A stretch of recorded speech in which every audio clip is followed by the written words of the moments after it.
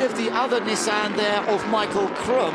So the internal team rivalry then brings him out in front of his fellow JR Motorsport car. The Corvette hasn't made quite as much ground as I thought it might. I must admit, Katzberg, I think now still running in what will be 6th place after the timing and scoring readjusts itself after those last couple of pit stops has been made. But there's no doubt about the race leader. It is Andrea Piccini in the Aston Martin. The car shared with Christian Hohenadel, the Hexis Aston Martin, flying at the moment and putting in some very good laps indeed. 2nd place will be Nicky Pastorelli's Lamborghini, and in 3rd place currently it looks as though Darren Turner is holding on to 3rd in his Aston Martin. There we are. That is the 2nd and 3rd place battle. So it's Lamborghini versus Aston, and we saw Darren Turner put some pressure on him for a little while after the pit stop. He's still not dropped far behind him, has he? Not far behind, but he hasn't been close. They've been sort of lapping effectively the same lap time, so obviously on the same pace, but of course same pace you can't pass. Nicky Katzberg's just set a fastest lap in the Corvette last time around, not this last lap, because he's now caught up to cars ahead of him, I think. Yeah, he's only just behind Jamie Campbell-Walter. There's Darren Turner here, holding on to 3rd place at the moment, behind the Aston Martin that leads the race of Andrea Piccini and Christian Hohenadel. Pastorelli in the Lamborghini in 2nd, Turner in 3rd place, 4th place the Nissan of Hughes. Look, Basseng still can't work this out. He's gone back to look at the car. He doesn't know what to do with himself. No, he doesn't. Well, again, he's just distraught. Like he's shaking his head and can't believe why has it happened to me? Yeah, what's going on? And, well, with their big championship rivals, Piccioni and Düsseldorf currently running in 5th place. They've got a chance of closing up the gap in the points, but also so do Mucker and Turner, because they're heading for a 3rd place finish, and that will really narrow the gap to the championship lead. So Andrea Piccini here, the Italian, who joined the Hexis team at the start of this season, became the first Italian to drive for this French team, actually, interestingly, but a very experienced GT driver, has raced for Maserati, has raced an Aston Martin in the past for the Phoenix team, has raced at Le Mans, has been racing FIA GT actually since 2003, so massive amount of experience for the Italian, 32 years old, and at the moment he's just lapping consistently in the 1:20. Meanwhile, the Corvette here of Nicky Katzberg, as you can see, has closed right up to Campbell-Walter. Yeah, he has, and he seems to be on a bit of a charge at the moment. Seems to have a good car under him. You saw before he did a very good fastest lap, I think it was, wasn't it? Yeah. And from that point of view, there we go. Nissan always struggles down the bottom. He seems to struggle to change direction. But at the moment, that Corvette's looking pretty good. He's made a little bit of ground after the pit stops, but not so much. So over the rise they come. The Corvette still trying to come past. Let's go and get some reaction now to what happened to the Al Inkle car of Mark Basseng. Let's see if they've worked out what went wrong. Haley's down there. Henry, can you update us on the issue with number 38? I don't know. We saw the slow-mo of the pit stop and the right rear. It looked all right.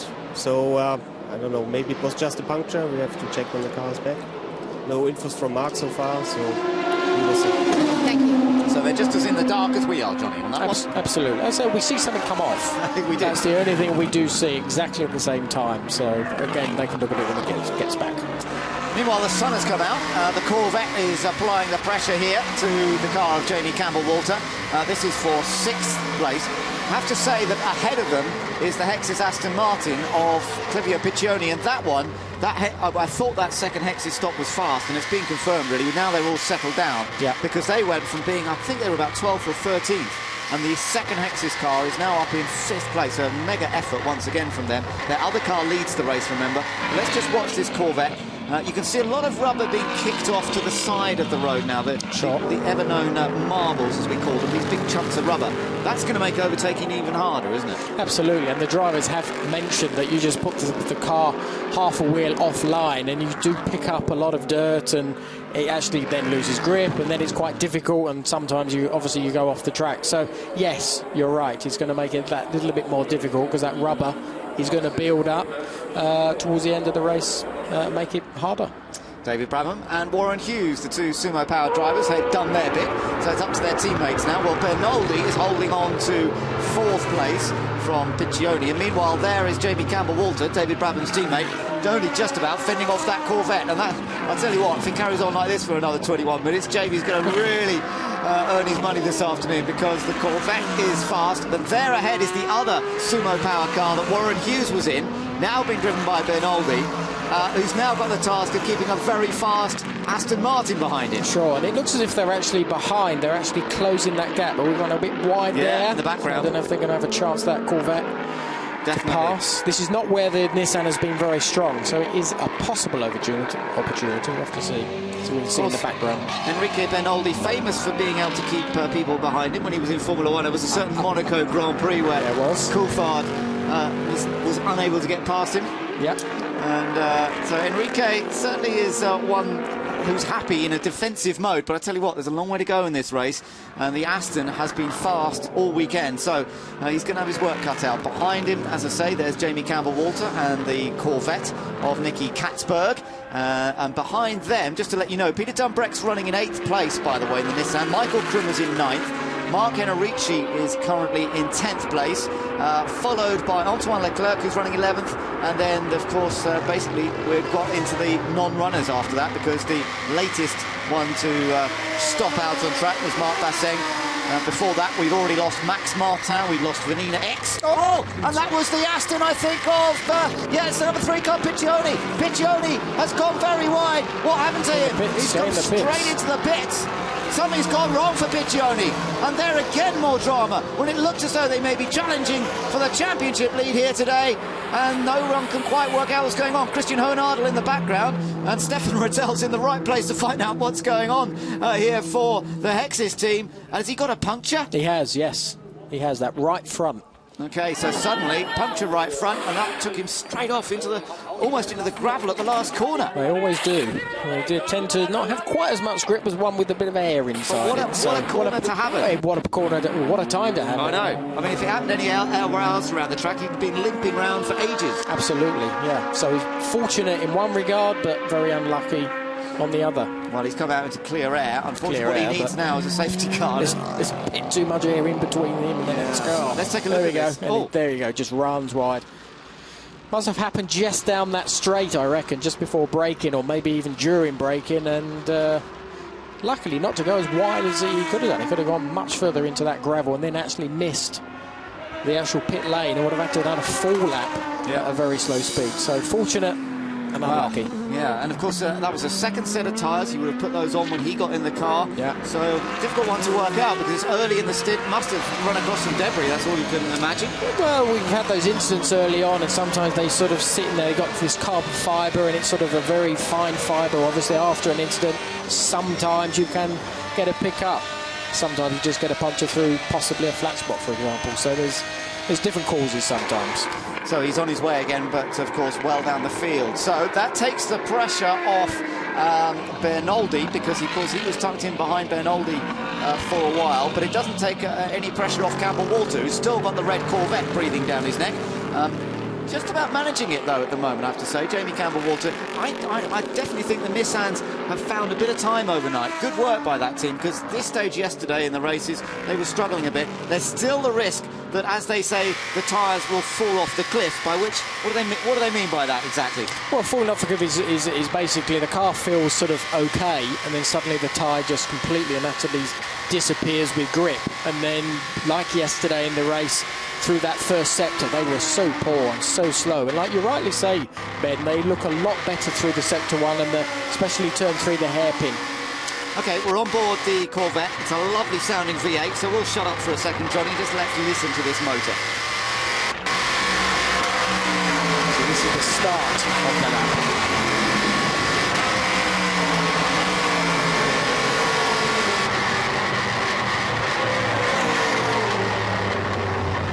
So lovely charge up the straight, really hear it giving its best up there, can't you? In true American throaty style. Muscle car. It is a muscle car, but it's been such a great car, the Corvette, for many, many years now in GT racing.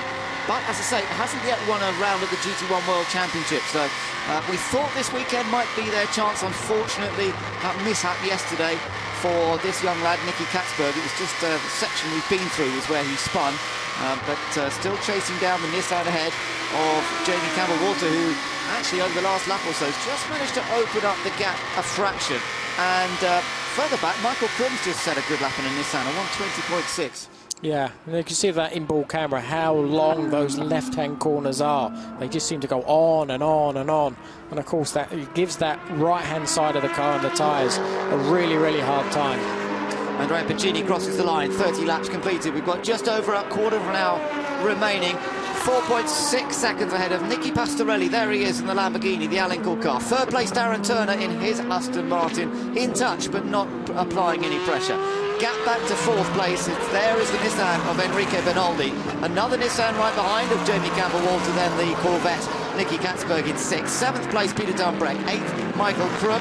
Ninth therefore Mark Inarici in the Ford. Bit of a gap back to Antoine Leclerc then in 10th place. And then in 11th place, but after a pit stop for a puncture some way further down the order, is Clivio Piccioni, so he has plenty to do from back there. Leclerc just keeping his nose clean in the one remaining Belgian racing car, the tall Frenchman who got into trouble yesterday for colliding with another of the Fords. He's certainly staying out of trouble at the moment, running in a clear 10th place. Could be on for his first points actually in the championship, because points go down to 10th place, and he shouldn't have too much threat, I don't think, although of course Piccioni's back on track with some 25 seconds or more, I think, further behind him, so it would take a minor miracle. I suppose a safety car would close things up, but right now we've still got a little way to go. Corvette still not able to really get on terms with the Nissan. It's now a question of which car is going to look after its tyres to the best in these conditions that we've got this afternoon.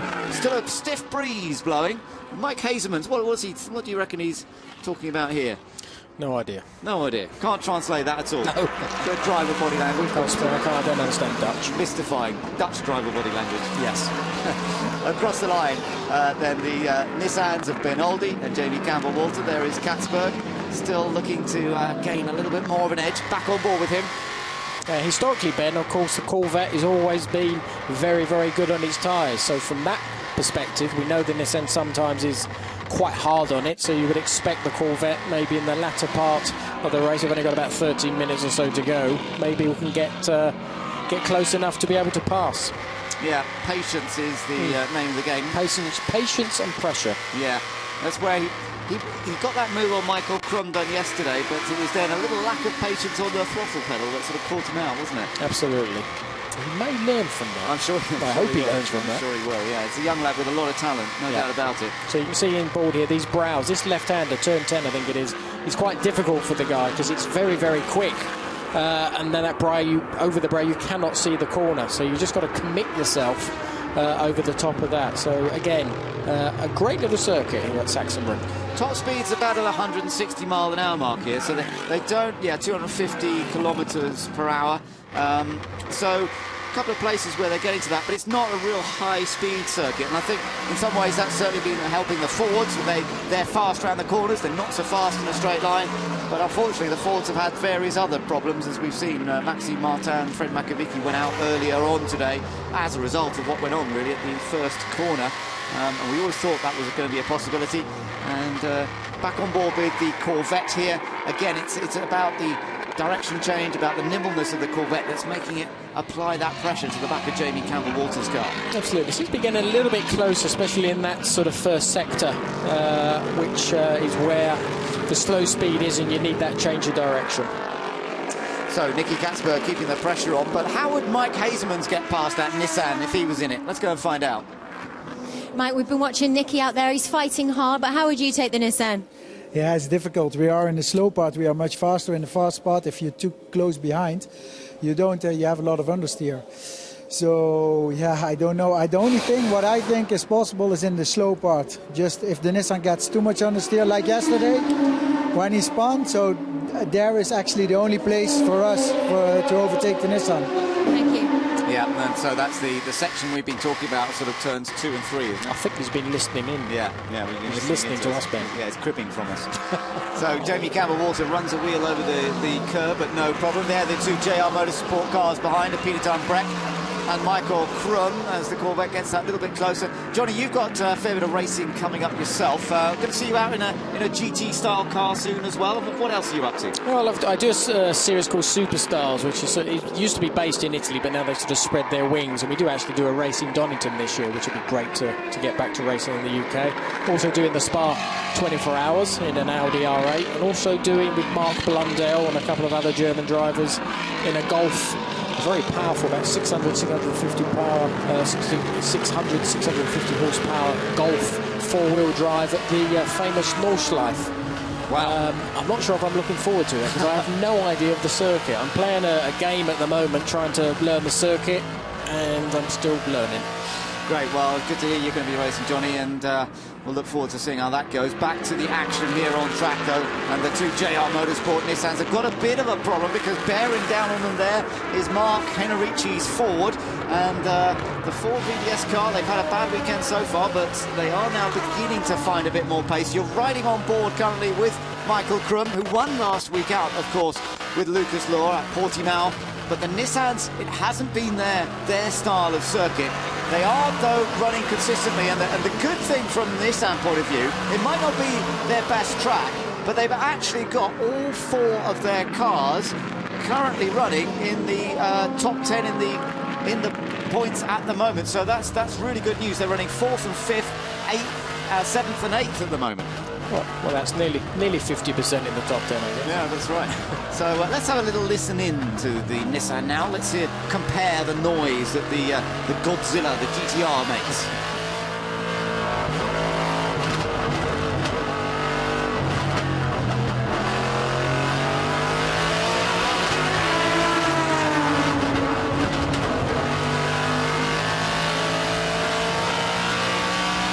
So it's a big rumbling V8, almost NASCAR-like in the sound that it Similar, makes. yeah, absolutely.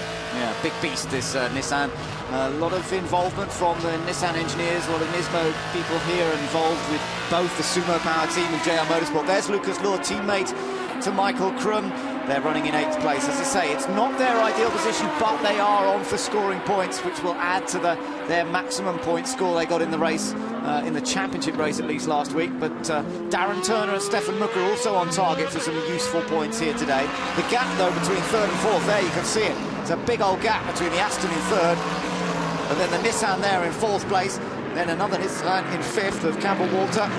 There we are with the 7th and 8th place cars, and then behind that Ford of Mark Henrici. And you know, the Nissans are so much better on this section of track than they were yesterday, that this was where they were struggling so much. But this time, it's not easy for anyone else to get past them down there. No, it's not. No, they're a lot better, you're right. And Jamie seems to be slowly closing in on Benaldi in front of him. So obviously his pace is very good. We're on here with the Corvette, which I think is on a very similar pace once again. But they are closing on Benaldi very slowly. Yeah, just edging their way in. Edging. Just to remind you that out in front in this race is still Andrea Piccini in the Hexis Aston Martin. A very good start. They managed to avoid the dramas around the first corner. They came from the 3rd row of the grid to take the lead, and Hohen Ardel then, of course, he had to fight his way into the lead because he had to actually get past Stefan Mucker to do so in a great move. And now Andrea Piccini, who's in the car, has extended the lead. It's 4.1 seconds, just maintaining a lead out in front as we focus on this race further back for 5th place. Nissan versus Corvette across the line. Just over 7 minutes to go. Still no way through for the Corvette. Are they going to find a bit more space in the remaining few laps, and they're going to hope that those Nissans are working their tyres too hard? Yeah, well, they're all closing up, so again we're going to have sort of a battle for the last part of the race, and you never know what can happen. Of course, pressure's going to be on all three of those guys. They're all trying to fight for one position, and they want to be on top. Yeah, as you say, it's Benaldi who's maybe the one that's beginning to struggle on tyres now. He is, yeah, for His sure. teammate was in this position yesterday, of course, and You're busy, Brabs. David just doing some texting, is he, or what? His teammate, of course, busy out there on track at the moment, and Jamie Campbell-Walter. He's got his mirrors full of Corvette, and David Brabham's busy doing something else. Well, there's nothing you can do about it, is there? After all, there's not much point in getting on the radio to Jamie and saying, come on, stay in front, because Jamie's got plenty of motivation to do that at the moment. But it won't be helped. Yeah, thanks, David. All right, you can put it away now. And there is that Corvette closing up. It won't be helped by the fact that they are closing up on Enrique Bernoldi. Absolutely. And Nicky Katzberg there in the red Corvette. Of course, Jamie's catching up to the back. So once they sort of, which is, looks like could be this lap, once they really bunch up, of course, then the pace changes. And then they're treading on each other's toes. And that's where the opportunities for Nicky and maybe Jamie as well to get in front of that leading Nissan. Yeah, so here we go. There's no real chance just yet. There is our lead car then, number 4, Andrea Piccini. And it was Christian Hohenadel in the car earlier, pulled off a lovely manoeuvre to take the lead. Let's go and hear from him. Christian, you put in a fantastic stint. Do you think you're going to be able to take a home win? Yeah, fingers crossed for that. I hope it would be very special for me, and I think for the team. And yeah, I actually am more nervous than in the car. I'm so nervous at the moment. For me, finger crossed, and I hope you too, that we win this race. Would be very grateful. Thank you. Yes, what it would mean for the German on home soil here, Christian Hohenadel, to take victory. It would be a massive achievement. It would be his first ever win in the GT1 World Championship. Same thing for Andrea Piccini. He's had great results in FIA GT, but not a win in GT1 World Championship.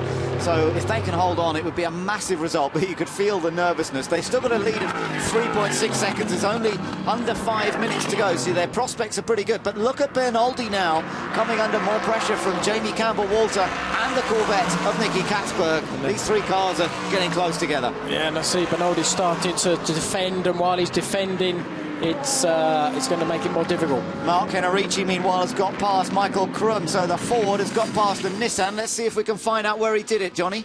I think it's down at turn 3 again, isn't it? Yeah, looks like that's the normal. Yeah, it is. It's the normal place that the Nissan seems to suffer. It really is hard on its front tyres. Oh, maybe there was a. Well, there was. There was a kiss and a push. A little nudge. There was. A little love tap from behind, perhaps, but well, we'll see. But he certainly made the move. And Henrici now into 8th place, splitting the two JR Motorsport Nissans. The two Sumo Power Nissans here, though, are still running in 4th and 5th positions, with the Corvette ready to pick up the pieces if he can find a way through. They're being chased by Peter Dumbreck, who's still going well in the number 22 car, not losing much pace, but there are only 3.5 minutes to go. They're all beginning to run out of time. Absolutely, but it's been a very much stronger performance from the Nissans. They did struggle real big time yesterday. They've done some few adjustments, I would guess, and it definitely has benefited them in a very positive way. Maybe they can learn from this for the future races to come as well. Yeah, I think the race engineers will be well pleased with the performance that the cars have delivered here today. Bearing in mind what happened yesterday, and Bernoldi's now having to defend from his own teammate Jamie Campbell-Walter. They might be teammates at Sumo Power, but of course they'll both want to be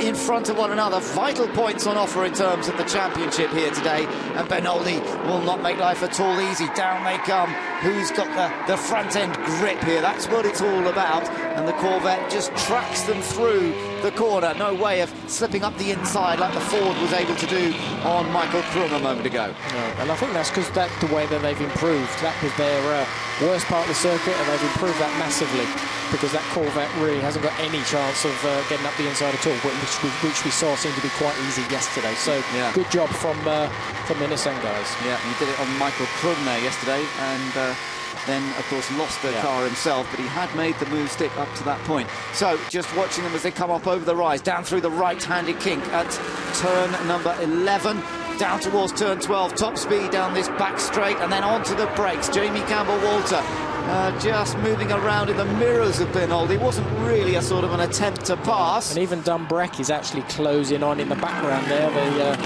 fourth guy just got a shot there, so they're all bunching up for this last few minutes of the race.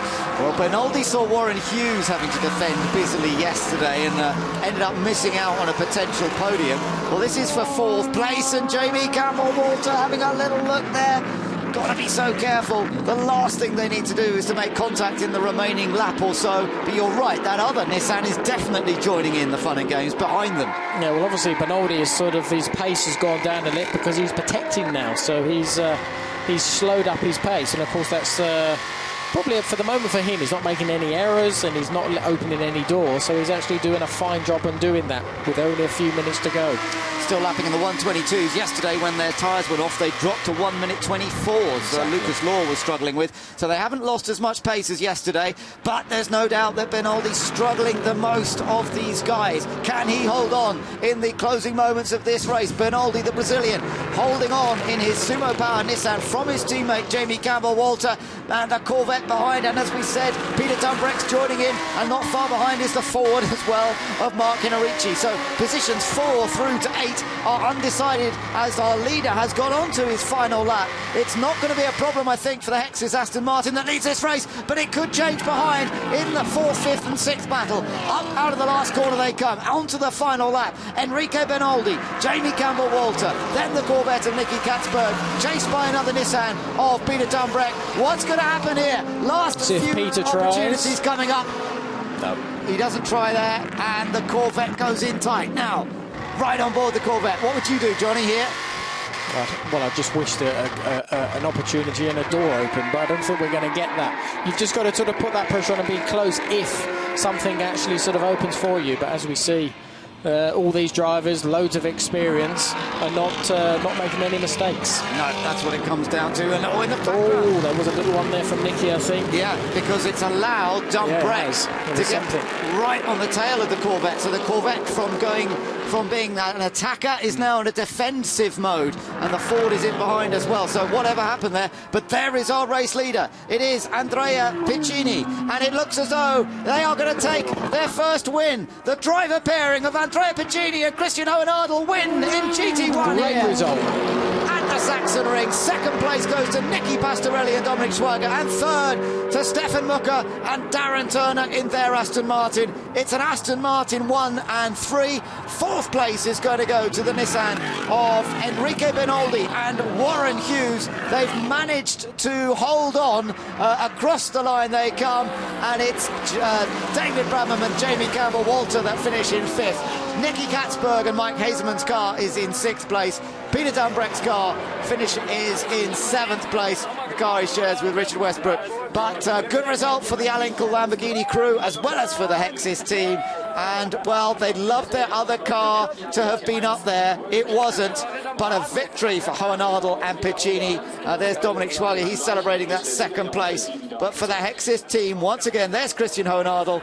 A fantastic result, and as ever, it was a true team performance, wasn't it? That was lovely to see. Lovely to see there. Yeah, they've done a cracking job. They've been pretty much there all weekend, as we see. One of the is she the team manager? Not on that crew. Not no, that crew. Philippe Okay, Dumas, the team manager on the on that particular crew. We saw him there, but it's a lovely family atmosphere in that team, and you could just see the emotion of victory for that car.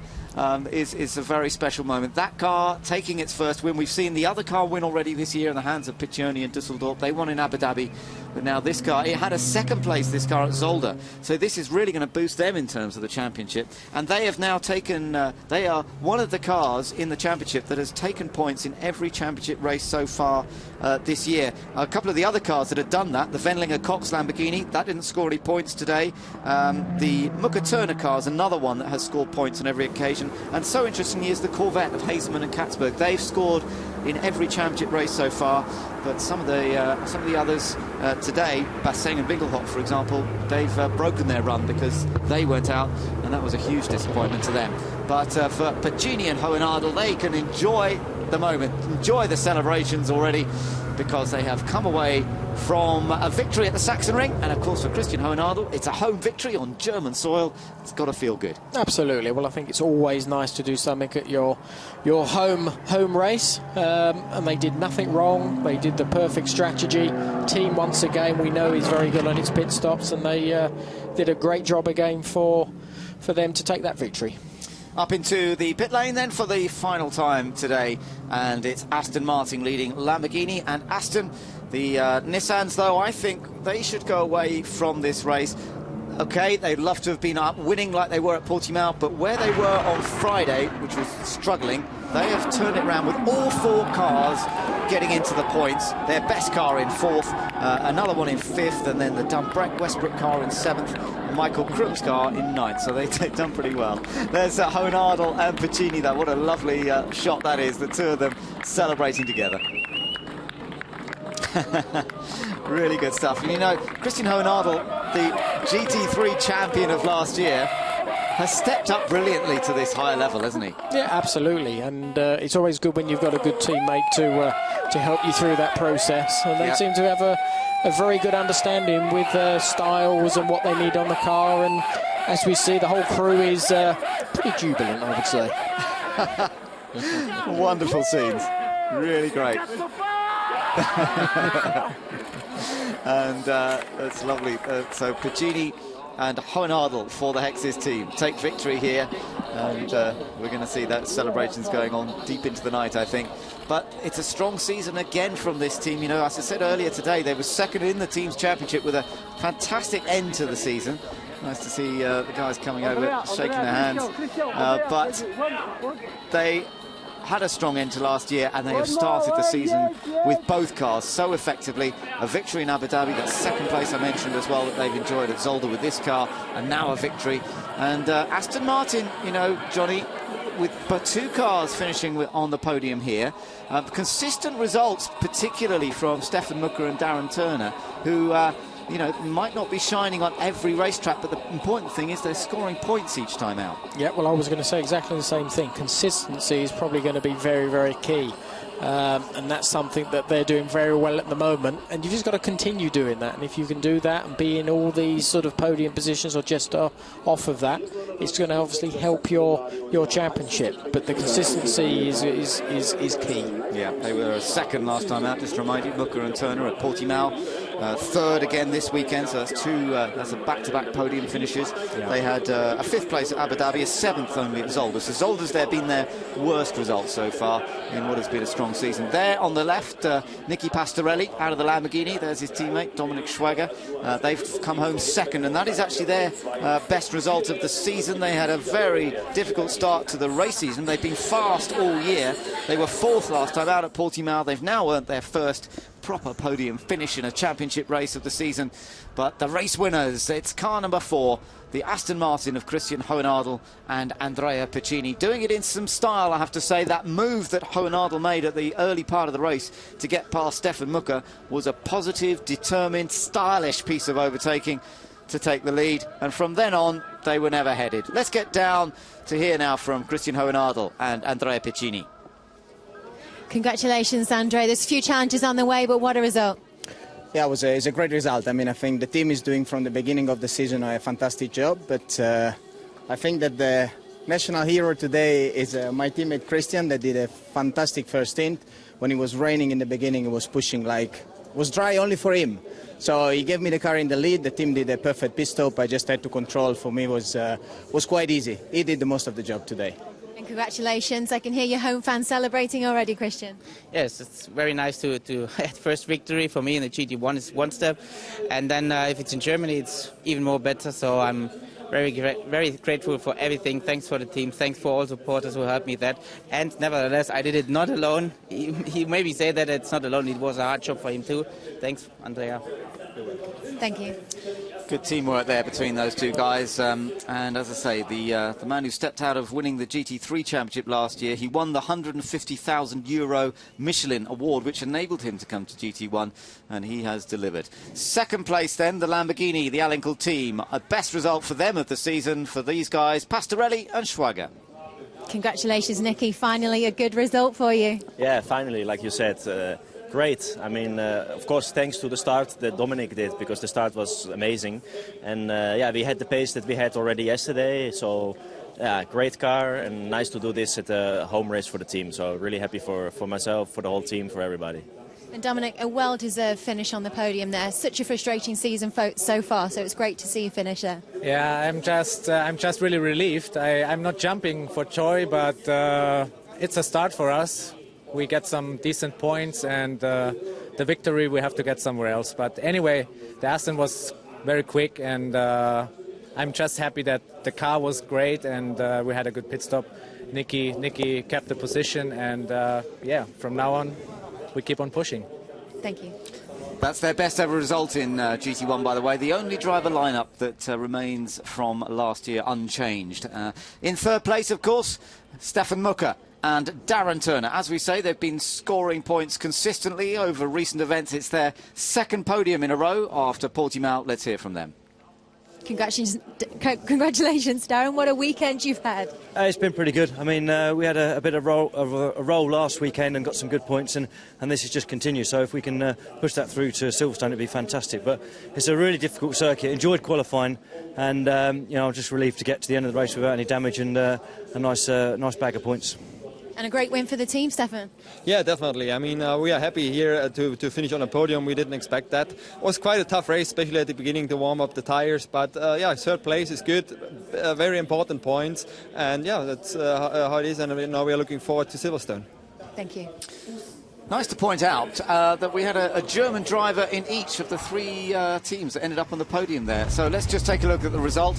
Aston Martin take the win with Christian Hohenadel and Andrea Piccini, the Hexis team. The Lamborghini of Schwager and Pastorelli finished in second place, and then the Aston Martin of Mucker and Turner in third. So 3 Germans in the top 3 places. Warren Hughes and Enrique Benoldi got the Nissan home fourth ahead of Brabham and Campbell Walter's car. The Corvette finished sixth in the end. We hoped for more, but they got a little bit stuck in the queue. Hazelmans and Katzberg. The Nissan of Westbrook and Dumbreck finished 7th, the Ford of Linders and Henerici, and then the 4th Nissan in the top 10 there of Lure and Krum. The Ford of Claret and Leclerc finished in 10th, the final point, first point there for Leclerc. Dusseldorf and Piccioni were unlucky and ended up outside the points. Winkelhock and Basseng failed to finish after a wheel problem. Also out, Martin and Makovici, the qualifying race winners, and Vanina X and Christopher Nygaard. So, what does it all mean in terms of the championship? It's going to be interesting to look at those points because the Hexis team have certainly scored very effectively here this weekend. Mark Basseng and Marcus Winkelhock are not able to score, and we'll check those points in a few moments' time because, first of all, we're going to take a look at the podium celebrations. Up there already, Stefan Mucker and Darren Turner. Over on the left-hand side, we've got Nicky Pastorelli and Dominic Schwager. But coming up to receive the trophies for their first ever win in GT1, it is the pairing of Christian Hohenadel and Andrea Piccini as they get the support of their crew down there in the pit lane. Tremendous performance, and time for the anthems now.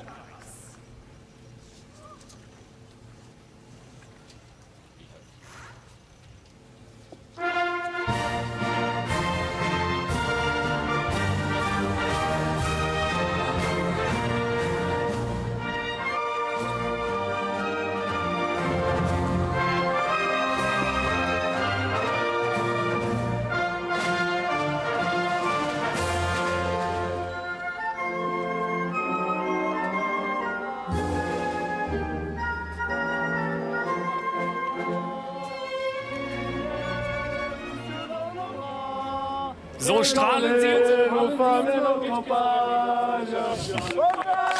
Well, they're continuing the anthem, even if it might have stopped blaring out of the loudspeakers for the moment. But the presentation's now to be made, and first of all to our third place finishers, the 2 Aston Martin drivers. Of course, German team, the young driver team. So they've had a good result. Stefan Mucker on home turf himself. Darren will be on home turf next time out at Silverstone. New pits will be run, I think, for the first time there. John, you're actually going along to Silverstone, I think, this week, aren't you? On Tuesday, yeah. Have a look at the new pits setup. So GT1 World Championship will be the first international car event to use the new pits at Silverstone. And I'm sure that Darren Turner will be looking forward to that. The Lamborghinis, well, they've been strong at every circuit we've been to this year, so do not discount them from a good result. But then you've got another Aston Martin pairing up there of Hohenadel and Piccini. They'll be busy celebrating this one without too many thoughts of Silverstone just yet, I'm sure. They've come to Sachsenring and shown everybody the way home. And it was a well-earned victory with that move in the early laps from Hohenadel. Didn't look as though he was still in his first year at this higher level. Look at that reaction. Lovely, lovely stuff. They are one of the friendliest teams in the paddock. They really help us out as well with stuff that we've needed to do on the TV side of things, and yet they are incredibly competitive. They will be leading that team's championship as they were before they came into this event, in fact, but they'll have a little bit more of an advantage now, I think, than they had before. And so time for the photos to be taken, and also, of course, for the champagne spray. That's always a good feeling. Absolutely. And it's nice for these guys to finally sort of relax and enjoy the moment. Yeah, so it's an open championship, there's no doubt about it this year, Johnny. I mean, you've come in, you've been watching them this year, first time you've been at one of the events. Difficult to call exactly, you know, which, I mean, because some of the cars work at some tracks and not at others. It's actually really hard to work out how this is all going to progress. Oh, absolutely. You know, we saw the sort of the domination of the Nissans in Portimao. That didn't materialise here. It seemed to sort of swap from yesterday to today. We didn't quite see the Corvette maybe doing as quick as we thought it might do. The Ford didn't sort of quite produce what we expected as well. But I think this is where it's fascinating, because it seems to be just a load of swings and roundabouts. And I think, as we both said before, the consistency looks like being key.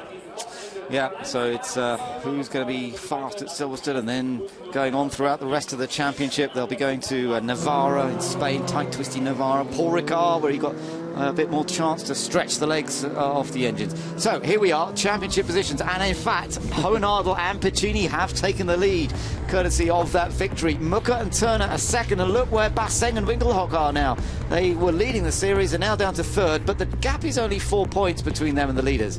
Piccioni and Dusseldorp had a chance here today, but unfortunately they're still a bit of a way down. And Pastorelli and Schwager are at last beginning to make their presence felt. They're in 7th, ahead of the Brabham Campbell Walter Nissan and the Cox Wendlinger Lamborghini. Enrique Benoldi's points tally has massively improved this weekend, with new teammate Warren Hughes alongside. Quick look at the team's championship, if we can. The Hexis team, there you are leading, 105. Alinkel in second, but only 1 point ahead of Young Driver in third. So, as we have said, has been an up and down day for various different teams. Let's take a look back at the highlights of today's championship race. Bit of cloud around before the race got underway. We wondered if we might see some rain. It stayed dry, but a lot of it was about this first corner. The Aston went in deep. There was a touch from Stefan Mucker on the back of the forward of Maxime Martin. That shot him out wide, and also off went Westbrook and the Nissan. But then also separately going on was a clash between Wendlinger and Thomas Enger going down the hill. Enger ended up off, Wendlinger was off, so was his teammate Max Nielsen. So sadly we lost a bunch of cars on this opening lap. There was the spin of Wendlinger, and we also saw Vanina X get involved in that. She ended up with damage to her car. That was Thomas Enger's battered Aston Martin, and that brought the safety car out in the early stages. We wondered whether it was going to rain. In fact, we got a few drops, but not enough to actually make the track very slippery. And as the race got underway once again, several cars went on the attack. The Corvette began to make its presence felt,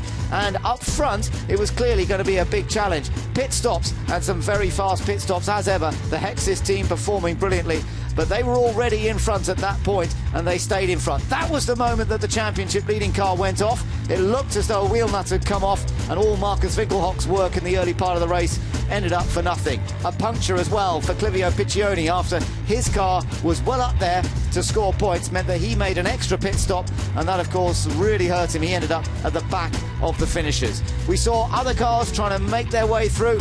This was a move from Mark Henrici in the closing stages to get past the number 23 Nissan. But while it looked as though we might see other changes in this particular group, in fact, nothing did alter. And up front, it was a victory for Hohenadel and Piccini for the other Hexis Aston Martin. Thanks for joining us for GT1 World Championship. From Ben Edwards, Johnny Herbert and Hayley Coxon, see you next time. Bye-bye for now.